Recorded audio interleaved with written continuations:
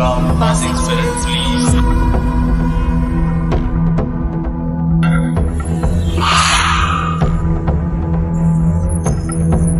मेरा नाम सनी है।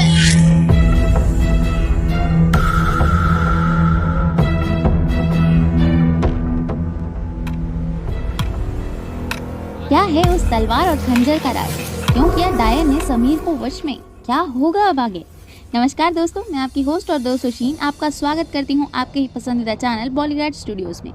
हमने हमारी लास्ट वीडियो में देखा कि ठाकुर की हवेली में सबको ये पता चल जाता है कि पिया एक डायन है और आमना अपने खंजर से और ठाकुर अपनी तलवार से उसे मारने के लिए जाते हैं।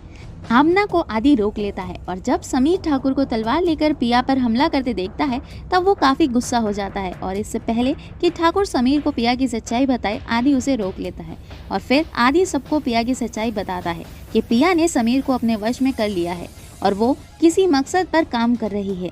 तभी हम देखते हैं कि पिया उस पुरानी हवेली में जाती है और उस डायन से मिलती है जो उसे धमकाती है कि उसने आमना पर हमला क्यों किया और फिर उसे अपने मकसद पर डटे रहने के लिए और आमना से दूर रहने के लिए कहती है और वो उसे त्रिशूल ढूंढने के लिए कहती है। फिर अपने तंत्र मंत्र करने बैठ जाती है। अगले दिन पिया समीर को उस हवेली में ले जाने की बात करती है, लेकिन ये सुनते ही ठाकुर मना कर देता है कि कोई भी उस हवेली में नहीं जाएगा। तब समीर कहता है कोई बात नहीं, अगर हम हवेली में नहीं जा सकते तो नहीं जाएंगे, लेकिन पहाड़ों पर घूमने तो जा ही सकते हैं। वैसे भी हम यहाँ घूमने फिरने ही आए हैं। तब ठाकुर कहता है हाँ, हवेली के सिवा जहाँ जाना है जाओ। और उसके कुछ देर बाद वो दोनों चले जाते हैं और आदि ये एक अच्छा मौका देख उस तांत्रिक को बुलाता है ताकि वो उस डायन के सामान की तलाश कर सके। सभी लोग उसके कमरे में तलाश करते हैं लेकिन उन्हें कुछ नहीं मिलता। उसके बाद आदि ठाकुर से पूछता है, ठाकुर सा, कल आप उस तलवार और खंजर के बारे में कुछ बता रहे थे, अब और कुछ तो मिल नहीं रहा, उसके बारे में ही बता दीजिए तो कुछ समझ आए। तब ठाकुर उन हथियारों के बारे में बताना शुरू करता है। वो कहता है ये बात कई साल पुरानी है, जब उस मनोज डायन के कदम हमारी जिंदगी में पड़े थे। जिस तरह समीर पिया से शादी करके हमें बिना बताए यहाँ ले आया, उसी तरह समीर का बाप यानी कि मेरा भाई भी ऐसे ही एक लड़की से शादी करके उसे यहाँ ले आया था और वो और कोई नहीं, वही 500 साल पुरानी डायन थी।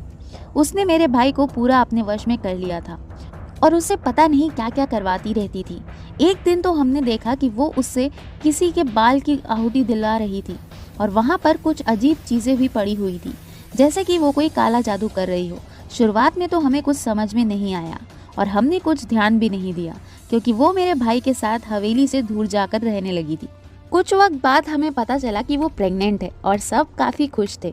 और फिर समीर का जन्म होते ही हम सब ने सोचा कि अब सब ठीक हो जाएगा, लेकिन फिर समीर के थोड़े बड़े होते ही उस डायन ने अपने रंग दिखाने शुरू कर दिए। और फिर जब ये तांत्रिक हमारे घर आए और उन्होंने उस डायन को देखा तब वो उसे देखते ही पहचान गए कि वो कौन है और उन्होंने हमें चौकन्ना रहने के लिए कहा।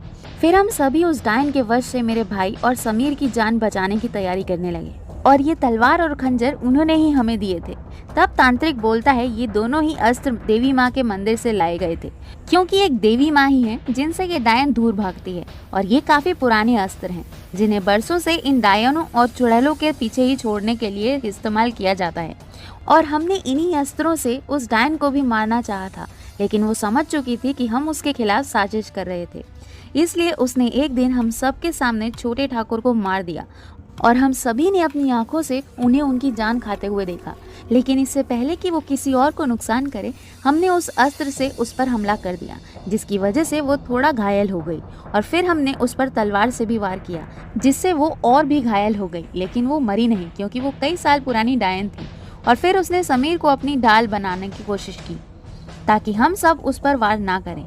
और जैसे ही समीर ने उस खंजर को उस डायन के शरीर से निकाला वो ठीक हो गई, लेकिन इससे पहले कि समीर वो तलवार भी निकालता ठकुराइन उसे दूर ले गई और फिर हमने माता रानी के त्रिशूल से उस पर वार कर दिया और ऐसा करते ही वो वहीं जम गई और फिर हमने उस हवेली को मंत्रों से बंद कर दिया और वहाँ कोई नहीं गया और उस डायन को वहाँ कैद कर दिया और बाद में समीर को ठाकुर और ठकुराइन ने पाल लिया।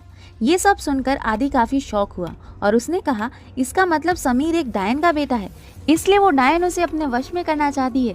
लेकिन एक बात समझ नहीं आई, अगर आपने उस डायन को कैद किया और वो जम गई थी तो वो फिर से मुक्त कैसे हुई? तब आमना कहती है मेरी वजह से।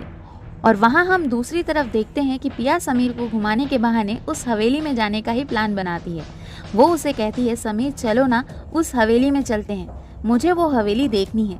तब पहले तो समीर उसे मना कर देता है, लेकिन उस डायन के वश में होने की वजह से वो उसे मना नहीं कर पाता और वो दोनों उस हवेली में चले जाते हैं।